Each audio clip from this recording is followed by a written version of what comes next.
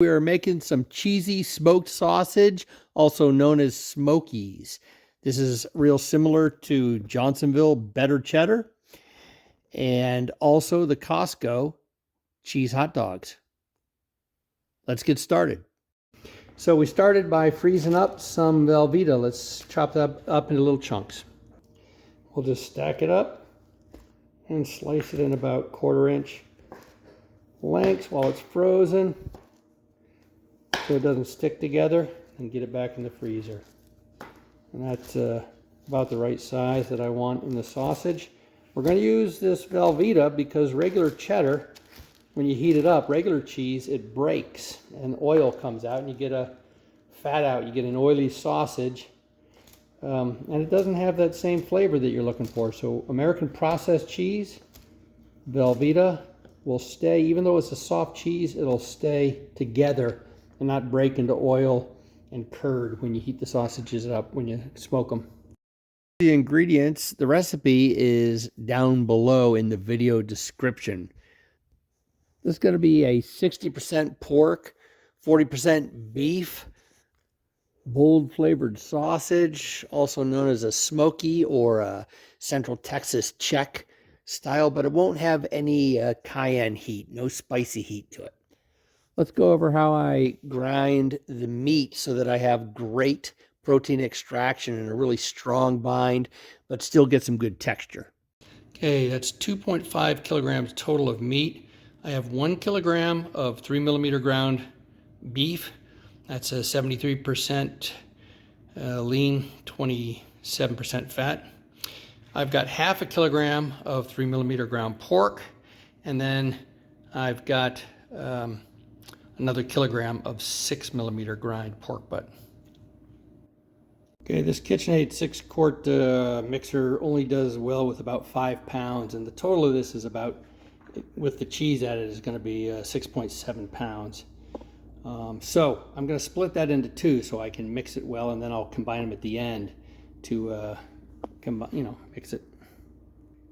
All right, I split the spice evenly between it, and I added the water evenly between it. It's going to be 10% water, and I'm mixing the 3mm grind hard. I'm going to get my protein extraction from the beef and the small grind, and then I'll mix this 6mm grind a little bit lighter so it doesn't all get mashed together and emulsified, so there's some texture at the end.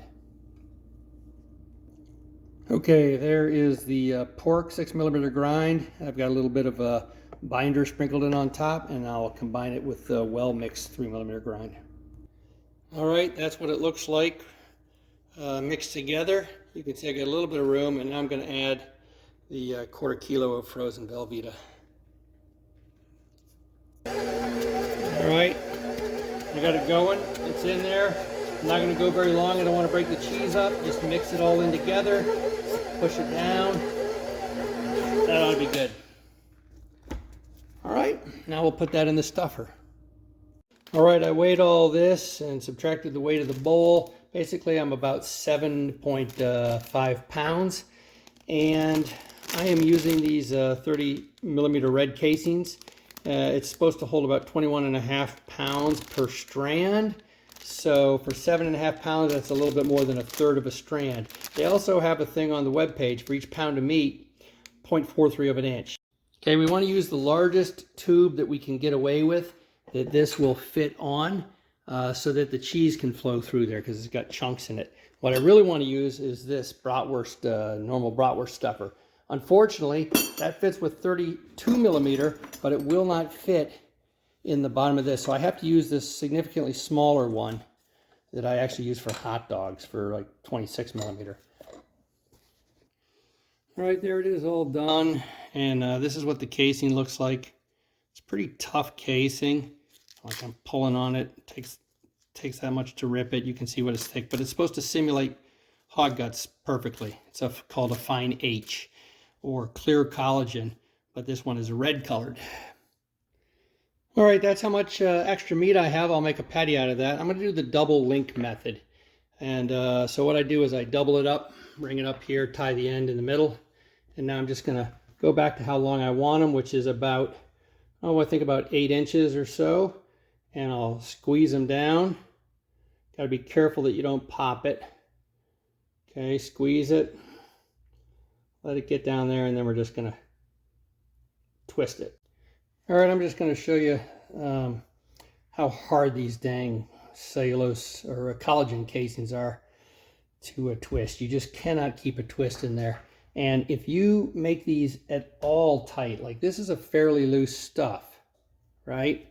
But the instant you try to twist it, it's just bursting. And I've had these pop several places out at the ends. They're so tight. So you have to make these really, really loose. And you don't want to tie every single link. So you end up doing this double method. And it's, I mean, that right there, which doesn't look like a very tight stuff, that is the absolute max that you can do, because as soon as you twist it, it just tightens it up. So here we go. I pinch it, get it all the way in, and twist it. Okay, we get it to there. I'm only going to twist it once, because any more than that and it tightens it up again even more. So twist it once, tie it, and at least when I tie it like this, I get double duty. 2 for 1, you know. There it is in the smoker. Close it up to keep the smoke. Here they are, fresh off the smoker. I did 145 degrees for 2 hours, then 165 degrees Fahrenheit for 2 hours. And then I actually bumped these up to 175 degrees for 1 hour, higher than I usually go. But these have really good extraction. I knew they can handle that temperature without melting the fat out. I just wanted a little bit more color. All right, quick little ice bath to cool them off. The ice is already melted. Let's give it a try.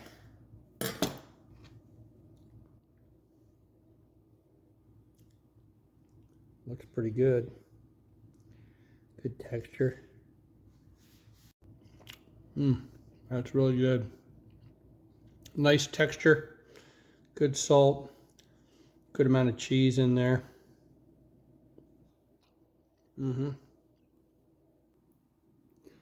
Okay, that's a good size. The red casing actually looks okay after it's been smoked a bit.